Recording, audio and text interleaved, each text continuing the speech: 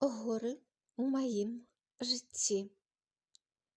Першымі былі мае шчонаўскія груды, схілы наваградскага ўзвышша, з якіх скочваліся расшуганымі шчаслівым маленствам бурдамі.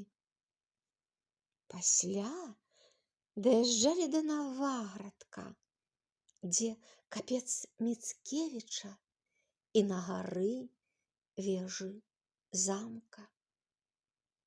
Маё юнацтва прабегла па Калужскай і Замкавай горах гародні, куды вярнулася, каб застацца назаўсёды.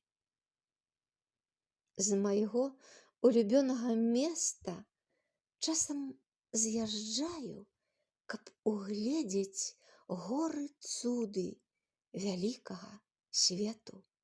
Сёння пашчасціла мне узняцца на Акропаль.